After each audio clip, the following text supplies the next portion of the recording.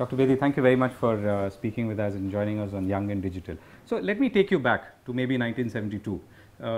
Do you think that the police forces or the police services are as attractive an option it was then for young people to join, and would they join it for the right reasons today? It's attractive for those who want to serve the country, who have patriotism still around, who have a missionary zeal. Not attractive for those who want to make money or who want to earn more money and have a regulated way of life. Because policing is not a regulated way of life, but it's tremendous service to a common man. Okay. So if you got the zeal, if you want to, you got the hunger and you aspire to serve the people, then it is the best service you can get in. But there is no personal life in this. It's 24/7. And that's fair. But my question is really, if I were 18, let's say today, and wondering what to do because I'm feeling patriotic, what are the chances that if you were, let's say, in my position, you would join the police forces the way you perhaps joined in 1970? If I had the same spirit as an 18-year-old girl, as an NCC cadet, a sportswoman who loved the flag, who sang the national songs, I'd still join it. Because there's such a tremendous potential to serve the common man. It's a direct service to service of security to a common man. It's the direct service. Just as defense forces is direct defense on the borders, similarly the policing is the direct service, particularly when you are in the district police. Right. So not CRPF, not BSF, because these are firefighting forces or the law and order preventive forces, right? But if you're a part of the district police and if you're part of the police station, you are directly serving a common man. So you're saying that therefore, by inference, serving the country is something that would still be uppermost for a young Indian who's feeling patriotic. Yes. And to that extent, therefore, things are fine. Absolutely. If they also understand that the value of the service, because they might get overawed by there's been so much of interference, bureaucratic and political interference. If that's the only thing which probably will halt them, how do I find a solution to that? When I come across youngsters, they say we want to join. But how will we come around that? So when I tell them, be ready for a transfer at any time. India is India. You can go from Andamans to Jammu Kashmir. It's very beautiful. So once they're willing to take that challenge, they want to come. So as a young Indian, I'm impressed by the fact that Dr. Kiran Bedi has been part of an anti-corruption movement. But it also makes me skeptical about the system itself and whether I should be joining it. They need to come to say, ready to fight the system, right to take on the system. After all, some of us did take on the system and we did it despite the system, and we worked around the system and changed the system. We did change the system, we created the system, we rewrote the system, and we succeeded. So you have the good and the bad, both. You get good seniors which are willing to handhold you, and you also have the obstructionists. But if things change for the better with Civil Services Board, as per the judgments of the Supreme Court, by the Mr. Prakash Singh's judgment of police reforms, and I think if times change and if they fall in place, policing would be an attractive service. What is your vision for young India? If I may ask you a very general question to start with. My vision for young India, I think the young India is looking for a much better quality of life, assured life, that if quality education, and then he has a quality services available. He's looking for a assured life. He's also looking for a contribution in nation building. He is looking for all round. He's aspirational, and he also wants to serve. He doesn't want to just be isolated and living a selfish life. Family still is cornerstone. He still wants to serve his family. Community is still very close to him. His village and his city is still very much part of his DNA. All he's looking for is a better infrastructure and assured quality of life. That's what he still loves his country. He loves his language. He loves his religion. He loves his rituals. He loves a family. He loves to be a father and a mother. He loves his parents. He doesn't want to live by himself, that now or never. That's still not our culture. So all he's looking for is an assured infrastructure, and that if he's meritorious, he's also looking for a level playing field. That if he's meritorious, he'll make it, and not somebody else makes it. And a lot of that is not there. I mean, and plus the corruption in the system, which causes a dissonance in perception, if not in reality. Corruption dislevels. Corruption changes the level playing field completely. But once that comes under check, if it does, we hope it does come under check. Therefore, then I'm thinking it's a better country for the youth. So when you were associated with the anti-corruption movement and still are in some ways, what's your driving force? Is it because you want to improve things that you could not improve earlier and you maybe face the brunt of the system, or are you doing it for the next generation? I only did it for the next generation because I couldn't have had it better during my time. I achieved what I wanted to achieve. The only thing is that in the end of the day, I was not made the police commissioner. That was the only position left. But I didn't hold any grudge against it, because I said, if that's your prerogative. I didn't hang on. I moved out and utilized my 2 years, which I left earlier, to the optimum. In fact, my Aapki Kacheri television came because I wasn't a police commissioner. The amount I could get out of the Aapki Kacheri was just amazing, which was a great feeling, a sense of satisfaction in another way. But I never lost out, so I never held a grudge, because I hit it back, saying, you think that I would have hung on and then hanging on to the car and the house was vital? Here it is. So I came back to myself. So I think I didn't lose out. I think the message has to go to the youth is the strength of the service. The strength of the service is the law, the constitutional positions. Where did the strength come from me to change the system? Is the constitutionality of it, which is not available in politics. Politics, you can be moved out at the whim of a fancy. The president can move you out. In there, you cannot be moved out. You can only be transferred. Right? So your powers, your legal power remains with you. And wherever you may go, there is again constitutionality. There's power for you to change, to make things better. You can continue to do it.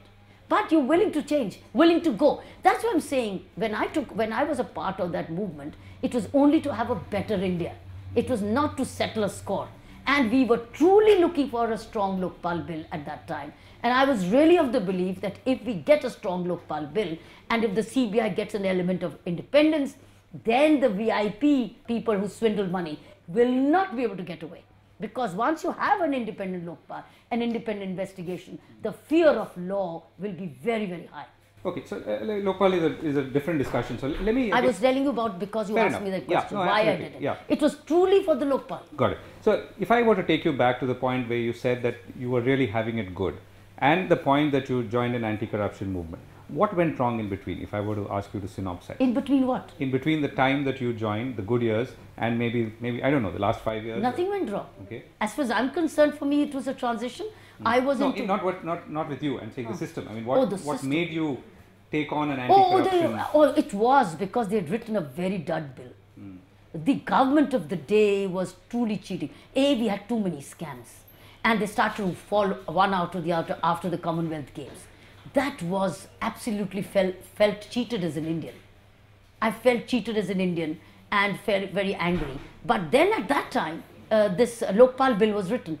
They had made a very dud bill, and that was in alignment with the need for the UN Convention against corruption. So they had to fulfill that formality. And when that was also cheating the United Nations as well, that is when the chatter came on, and then it was just too much. I think CAG played a great role, Vinod Rai, with that kind of explicit evidence.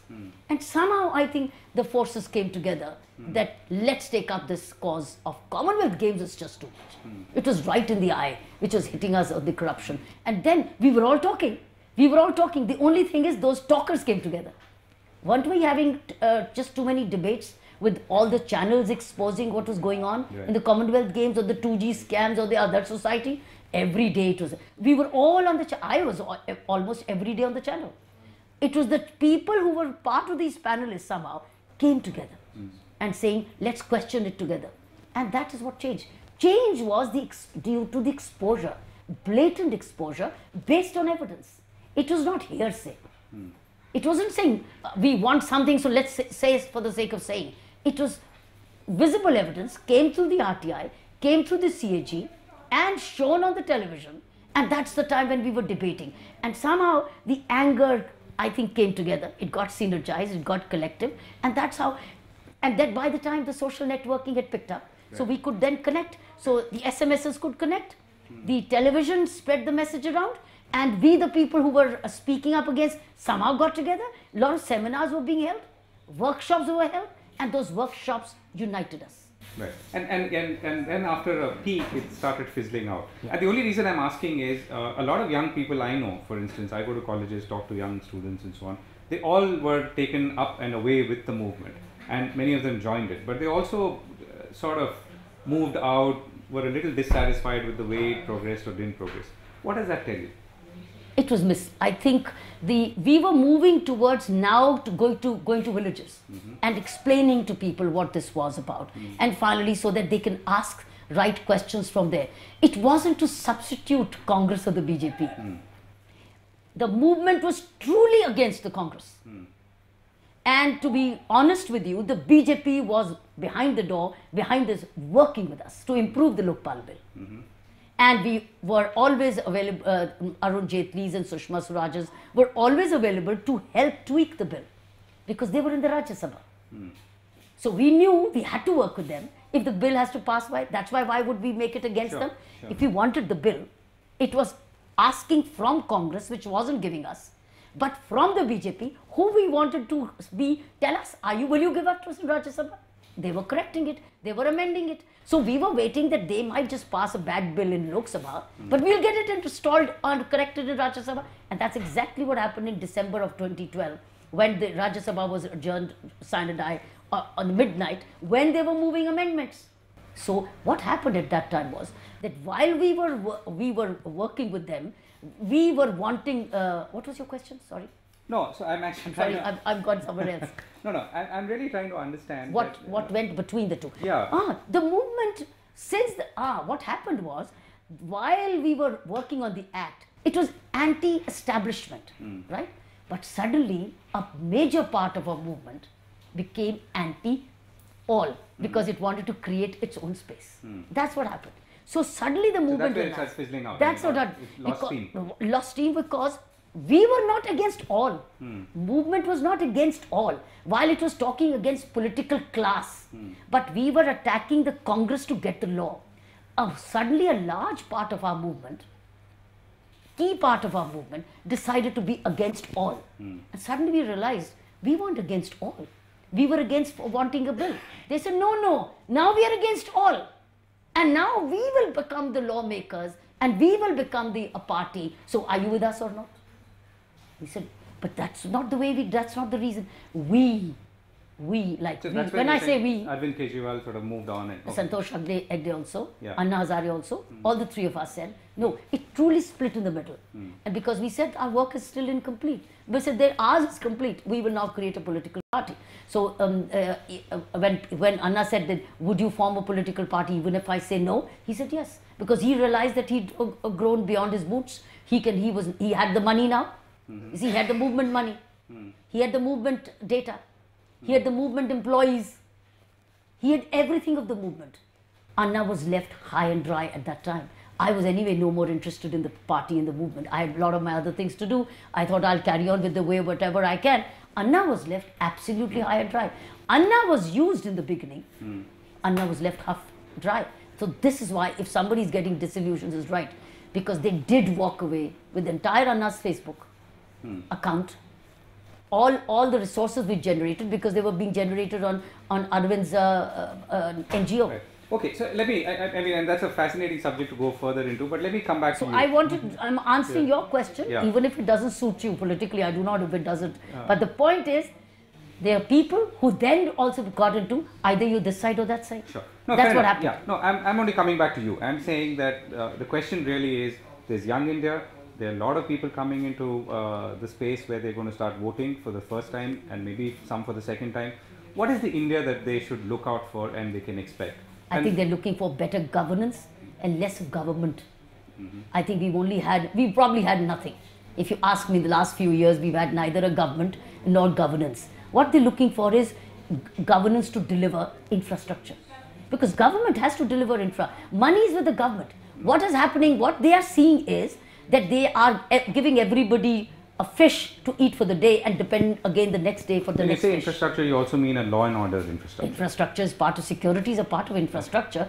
And in that security, you have the police station is an infrastructure, police department is an infrastructure. So I think what they're really looking for is bijli, pani, security, jobs, workplaces, roads. This is what they're looking for. So let me ask you that question then. So will the India of the near future be a safer place for me, a young woman or a young boy, trying to get a job, trying to pursue my dreams and aspirations? Well, only if we vote in a right governance now. If we vote in the right government now, can you expect the right governance? And sure, we're not going to go to sleep anymore. I think we're all awake now. We're all networked now. You think the government which we elect now, hopefully a stable government, we will never demand good governance? And don't they know who's on what grounds are they going to come in?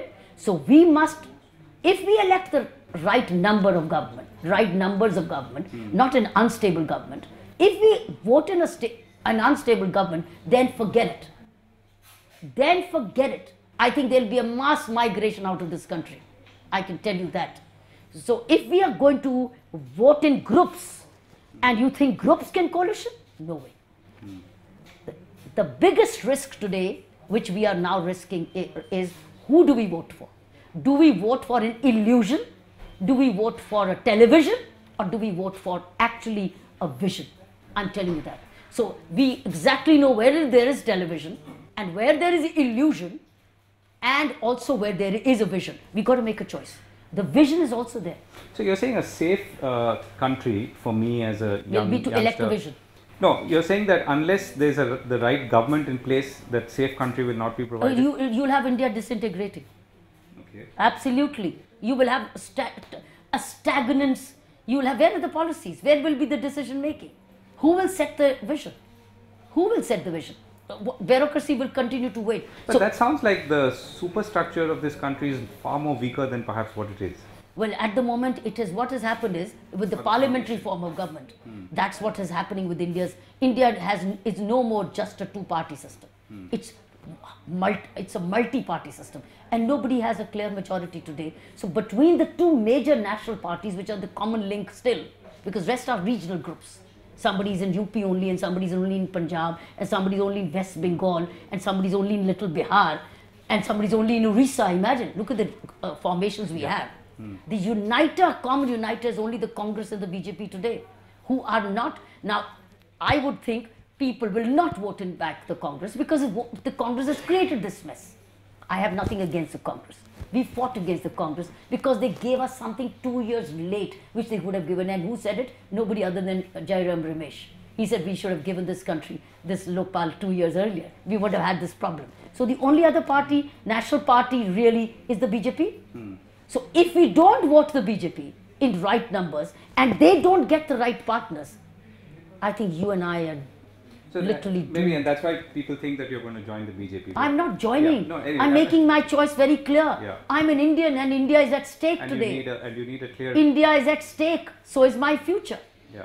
I'm neither BJP nor Congress, but I'm saying today we have a vision. I do see. You see, no politician is perfect. Just as you and I are not perfect. But then today, from the imperfections, we've got to choose a better choice. Because we don't have anybody going to fall from heaven today. So, and everybody's coming with a baggage. And everybody without a baggage who came also already has a baggage. Already has a baggage. So the point is we are going to choose. So all we're choosing is somebody who we can risk, let's say today, has a clarity of vision and a tested experience. Why can't we make a choice? I'm only afraid of one thing, is if we don't vote in a stable government with a stable party, with a stable coalition, then let me tell you, there will be tremendous decline. India will be brought down in financial terms, etc., because coalitions will not, these groups, other groups will not be able to run. It will be a decline. So let me circle back again and ask you. In fact, this is my anxiety. Yeah. No, and it's again, if assuming the police forces have to be better at keeping our cities, our lives safer, what do they need? And how can government. And sure, and that for which you have government with a budget. Sure, so that's because policing is expensive. And we have an election coming up, and therefore that's a relevant subject. But let's say there was no election coming up. What would your message be to young people? Strengthen state governments, strengthen state policing. What we are doing is we have firefighting forces in CRPF, but the real force is the state police. Where is the state police budget comes from? State government. Yeah. Where is the state government going into? Freebies. Giving everybody a fish daily, and next day again the government gives you. It's going into all these social sector. It's much more. I'm not saying don't do it, but the point is generate resources to give you social sector. You can't eat out of your essentials and give it. So you're basically putting money into leaking buckets. So you've got to plug the loopholes of the buckets. So that's the financial input. What about the people, the skills, the talent?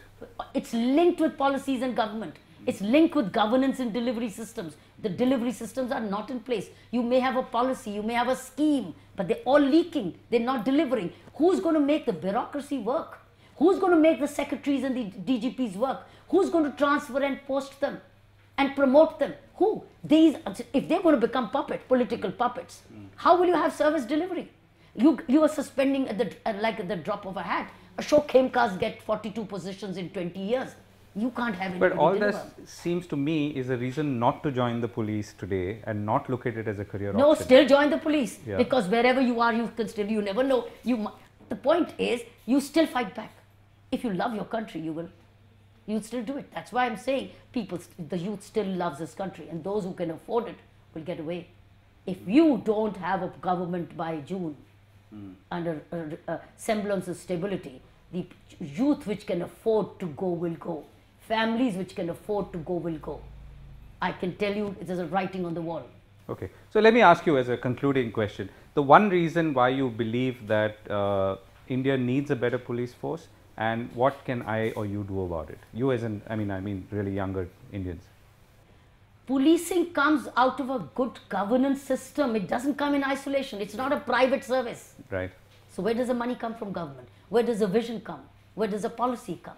Where does the strategy come? From the political executive and the bureaucracy. But political executive is the one which generates the budgets, just passes the budget. And of course, in collaboration with the bureaucracy, they need to work together. Where is that? If we have that leadership, and you also have the money, how will you generate? If you cannot spend if you don't have the money. So how will you have the money? And even if you have the money, but you choose to spend it elsewhere and not invest into security, the police department will not grow. So you have to have a government, a credible government in place with a governance in place. Without government, a stable government in place, and without it doing governance in place, you will not have good policing. So you're saying that, as a last point, you're that really focus on your duty as a citizen of this country, as a young citizen of this country, vote for the right party, which you feel will deliver a stable government, which in turn will take care of many of the issues, one of them being internal security and of course external security and so on. This 5 years, we must vote in stability, because we've also suffered from instability. Yes. So this 5 years, we vote in stability, clear stability, and keep watch. Keep watch. And I can tell you hereafter, no government can take people for a ride the way we've been taken for a ride last 5 years. They cannot survive on scams anymore, because the system has got just too energized. Energized and too connected. Transparent. Yeah. Very transparent and very interconnected. So therefore, when we already have these things in place, which we didn't have when we went on an agitation, I would think this is the way to save this country, is as a youth.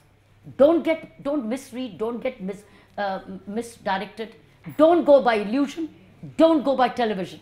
Go risk it with that vision, and then keep watch. I will keep watch as a citizen of this country, and this is what I'm saying. This is what is duty of every youth, to vote in stability now, and let the vision know that this is our cost. This is our expectation from you. You dare mislead us. And if they do, then we're all in it together again. And then that means there'll be a quick fall of the same government. Then I think a lot of realignment might take place. Right. So some things have fundamentally changed. They're young people, they are digitally connected, we should use this as power and not disintegration. Yeah. We should use it to integrate and not get disintegrated. We should use it to know our focus and not to lose our way. Yeah. And that's a good note to end on. Thank you so much, Dr. Bedi.